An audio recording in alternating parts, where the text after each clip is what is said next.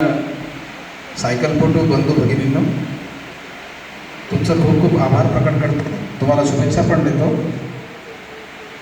मला या लोकांविषयी तुम्हाला सगळं माहिती असेलच, पण आपल्या योग शिक्षिका अरुणाजी राणे या एवढ्या फिट आहेत की त्यांनी लेह लडाखमध्ये जम्मू काश्मीरमध्ये सायकलिंग केली चांगल्यापैकी, आणि त्यांना हायड्रेशनचं काम देणं म्हणजे एक प्रकारे त्यांना जेलमध्ये ठेवणं आहे.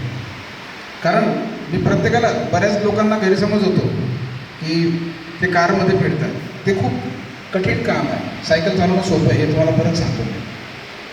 आणि त्यांनी खूप चांगलं पार पाडलं आहे आणि नेहमीच तुमची साथ आम्हाला राहील अशी मी अपेक्षा करतो. SP आहेत काका, एकदम डिसिप्लिन व्यक्ती, एक्स मिलिटरी पर्सन आहेत, आर्मी पर्सन आहेत.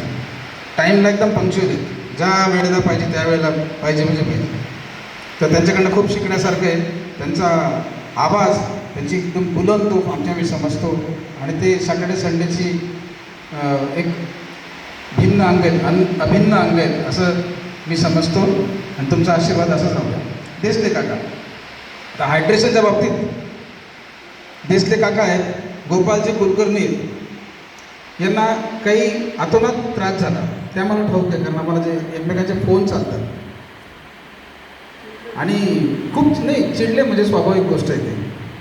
तर तुम्ही खूप चांगलं काम केलं आहे आणि तुमचे आशीर्वाद राहू द्या. माने सरांची नंतर बोलेल मी, कारण त्यांची लोकप्रियता गेल्या 5 वर्षापासून प्रचंड आहे.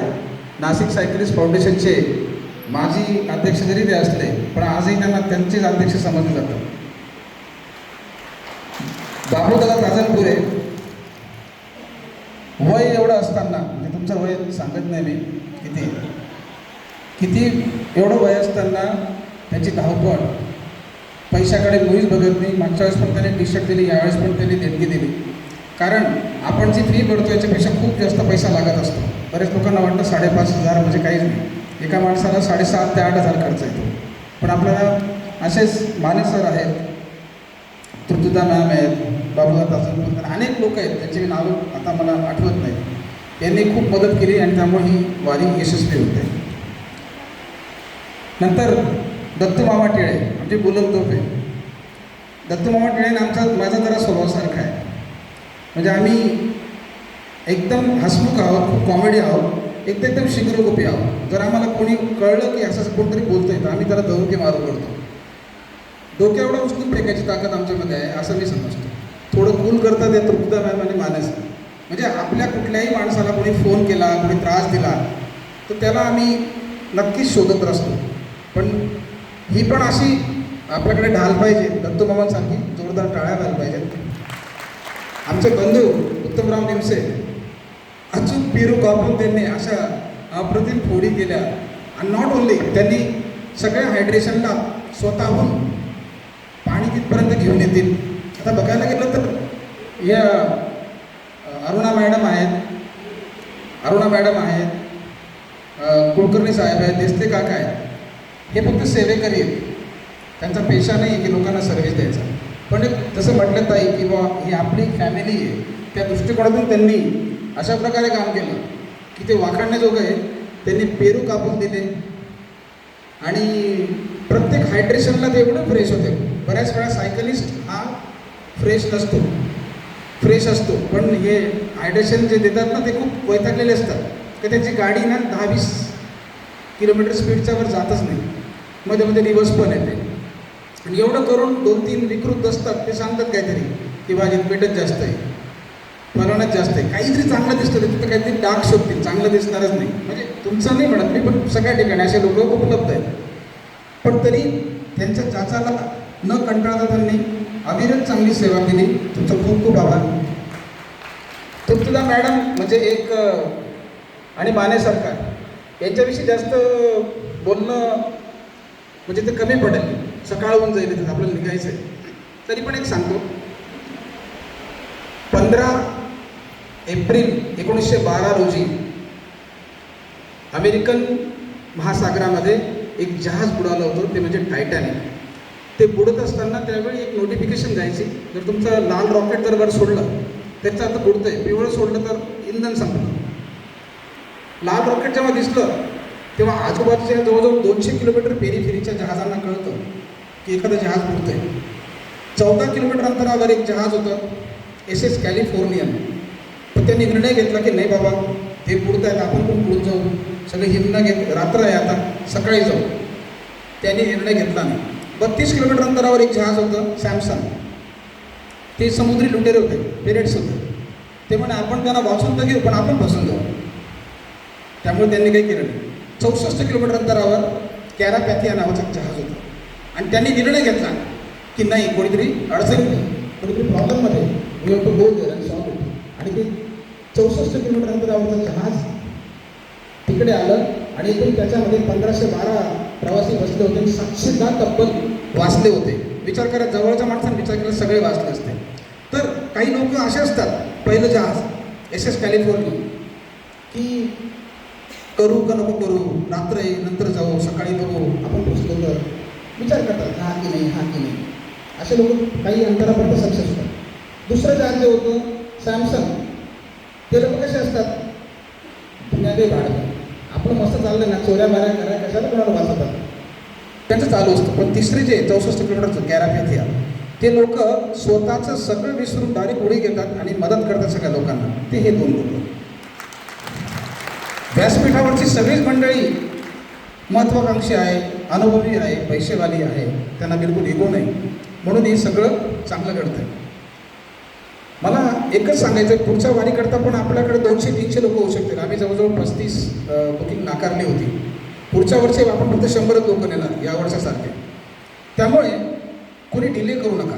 नंतर तुम्ही म्हणणार मी 2 वर्ष आलो होतो आणि तुम्हाला का बरं नाही म्हणताय, तुम्हाला माज आला का वगैरे, असं नाही. आपल्याला त्या सगळ्या लोकांना एकदम फॅमिलीत करून टाकायचं आहे. आणि निर्णय तुम्हाला जायचं आहे ना वारीला, मग कशाला आज नाही उद्या, काही फार मोठी अमाऊंट नाही. विनंती करेल तुम्हाला की 100 लोक राहतील आणि वाईल्ड एंट्री राहणार नाही की मध्येच कोणी आलं बा मला घेऊन चल उद्या बा, मी 5.5 10,000 देतो, मी त्याला 12,000 देतो, तुम्ही की नका या मग अजून काय सांगतो. तर ह्या पुढच्या वारीबद्दल मला एवढंच सांगायचं होतं. या वारीमध्ये कुठल्याही प्रकारचा मोठा असा काही नियर मिस ॲक्सिडेंट झाला, पण मोठा ॲक्सिडेंट झाला नाही. कारण जो प्रवास केला मी पूर्ण सायकलवर झालो आहे. नेहमी येतो, माझं 10वं वर्ष आहे, तुम्हाला माहिती असेल.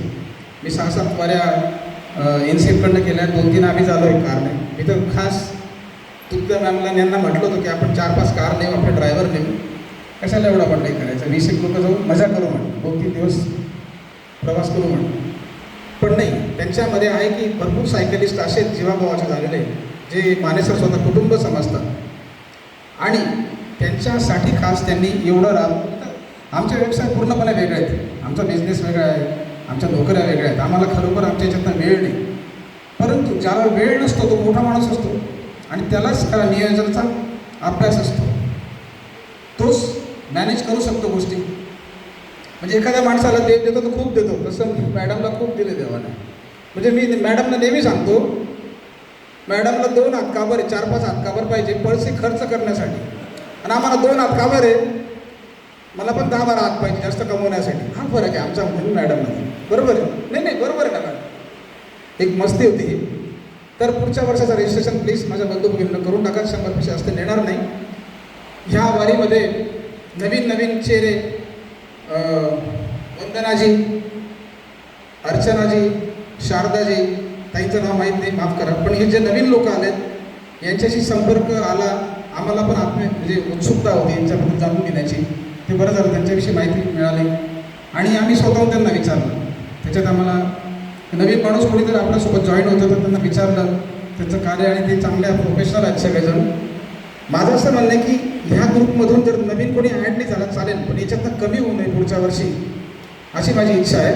आणि पुढच्या वर्षी आपण अजून काही ॲक्टिव्हिटी ॲड करणार आहोत. त्या आता डिक्लेअर करण्यात मजा नाही, कारण आपण मोटिवेट करत नाही.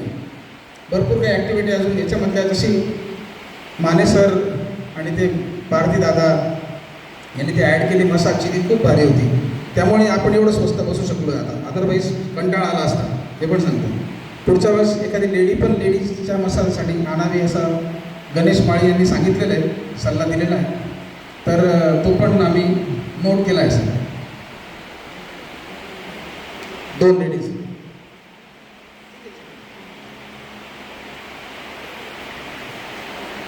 तर सर्वांचं पुन्हा एकदा मी पुनश्च एकदा खूप आभार प्रकट करतो. आणि याच्यामध्ये आपल्या सगळ्यांना ग्रुप फोटो घ्यायचा आहे, पण त्याच्याकरता एक सांगतो. इथं तुम्हाला जर काही वाटलं असेल पर्सनली, हे बघा छोटी मोठी गोष्ट सोडून द्या, कालचा भात बरा नव्हता, नाची पुरी बरी नव्हती, आपण लग्न चालू याच्यापेक्षा दुरावस्था असते, बरोबर आहे. आपण इथं जसं काय आपलं असं सगळं जागेवर पाहिजे. म्हणजे आजकाल कसं आहे, लाईट जर गेली तर मोदीला म्हणतील माझ्या घरी लाईट का बरं गेली. काही गोष्टी आपण स्वतः आपल्याला ॲरेंज करावं लागतं, मॅनेज करावं लागतं. मला वाटतं इतर वारी ज्या आल्या आहेत तिथं त्यांच्यापेक्षा आपल्याला कमीत कमी त्रास झाला असावा. याच्या पुढे अजून तो कसा कमी होईल याचा आम्ही नक्की प्रयत्न करू. त्याविषयी निश्चित राहा आणि चांगल्या लोकांमध्ये राहा. तुम्हाला जर कोणी दिसत असेल याच्यामधलं कोणी इगो आहे, खूप पैशाचा जोर आला आहे, खूप बोलायला कठीण आहे, ते बाकी ठिकाणी बघा कसे बोलतात, VIP सारखे राहतात. आमच्यामध्ये आम्ही विचार केला होता की आपण सायकलवरच जायचं आणि मला माने सर आहेत, मॅडम आहेत की या ताई मागे राहिल्या, तुम्ही यांच्यासोबत या. आता मी सगळ्यात पुढे पहिल्या पासमधला माणूस शेवटच्या पासमध्ये येऊन त्यांना परत ओढलेलं आहे, म्हणजे त्यांचा मनोबल वाढवलं आहे. तर आम्हाला त्याच्यात काही वाटत नाही. फक्त असं आहे की प्रत्येक ठिकाणी काही शोधू नका. काय होतं, एक महाभारतामध्ये सगळ्यात पॉवरफुल माणूस होता सूर्यपुत्र कर्ण, बरोबर आहे, सगळ्यात पॉवरफुल, सगळ्यात ताकदवाला.